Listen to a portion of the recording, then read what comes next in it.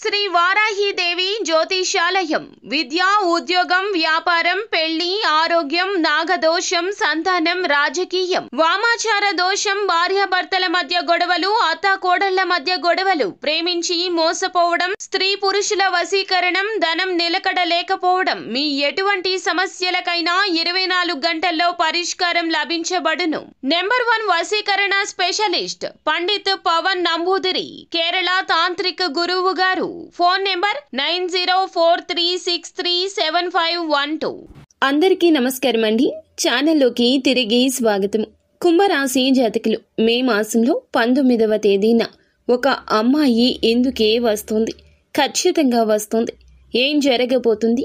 ఆ అమ్మాయి ఎవరు? తదితర అన్ని వివరాలు కూడా వీడియోలో తెలుసుకుందాము. వీడియో ఎక్కడా స్కిప్ చేయొద్దు. దయచేసి పూర్తిగా చూడండి.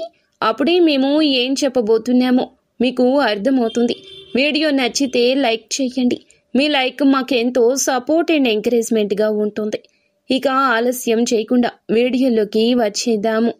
ఇక విషయంలోకి వస్తే గనక, ఈ రోజున ఈ రాశి వారి యొక్క దిన ఫలాలు చూస్తే గనక, ఒక అమ్మాయి అండి వెతుక్కుంటూ వస్తుంది. సహాయం నిమిత్తం గ్యారంటీగా వస్తుంది. ఒకప్పుడు మీతో సఖ్యతగా ఉండి కొన్ని పరిస్థితుల కారణంగా వారి మీద అపనమ్మకం కలిగి ఉండొచ్చు, లేదా వారంతటా వారే విడిపోయి ఉండొచ్చు. ఇరుగు పొరుగు కుటుంబ సభ్యురాలు కావచ్చు, చిన్ననాటి మిత్రురాలు కావచ్చు, పనిచేసే చోట ఉండొచ్చు, ఎక్కడైనా సరే ఉంటుందండి. సాయం అడుగుతుంది. చేయదగిన సాయం చేయండి. మిమ్మల్ని వెతుక్కుంటూ వచ్చింది కదా అని చులకన చెయ్యొద్దు. భవిష్యత్తులో వారితో కూడా మీకు అవసరం ఏర్పడవచ్చు. ఈ అంశంలో తగిన జాగ్రత్త అవసరము. చేయదగిన సాయం నిరభ్యంతరంగా చేయండి. కానీ వారికి చేసే సహాయం మీకు కానీ కుటుంబ సభ్యులకు కానీ చెడు చేయకూడదు అనే అంశం గుర్తించండి. ఆర్థిక పరమైన లావాదేవీల విషయంలో ఆచితూచి అడుగేయండి.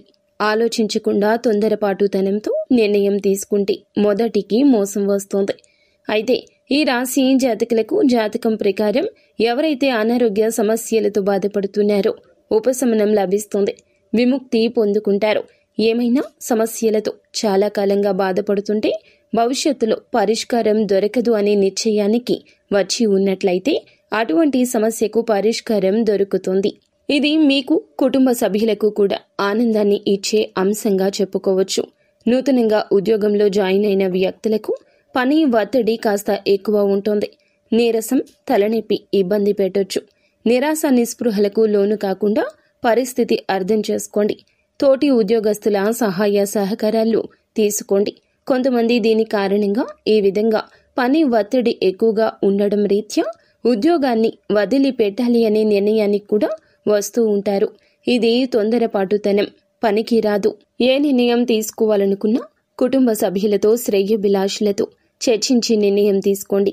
శుభకర ఫలాలు దక్కుతాయి. చాలా రోజులుగా వ్యాపారాన్ని మొదలు పెట్టాలని డబ్బు సమకూరక బాధపడుతూ ఉంటే గనక ఈ రోజు ఆ అవకాశాలు కుటుంబ సభ్యుల నుంచి మీకు సపోర్ట్ అనేది లభిస్తుంది.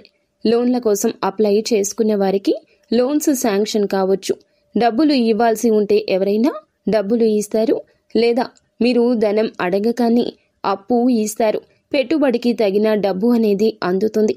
దీని కారణంగా వ్యాపారాన్ని మొదలు పెట్టాలి అనే ఆలోచన చేసే అవకాశము లేకపోలేదు. ఉద్యోగస్తులకు పై అధికారుల మెప్పు, సపోర్ట్ ఖచ్చితంగా ఈ రోజు అందబోతుంది. చాలా కాలంగా విభేదాల రీత్యా దూరంగా ఉంటున్న కుటుంబ సభ్యులను కలుసుకునే అవకాశం కనిపిస్తోంది. మీ మధ్య విభేదాలు తొలగిపోయి పరిష్కారం కాబోతున్నాయి. బంధాలు నిలబెట్టుకునే ప్రయత్నం చేయండి. దూర ప్రయాణాలు చేసేవారు విలువైన వస్తువుల పట్ల జాగ్రత్త అవసరము.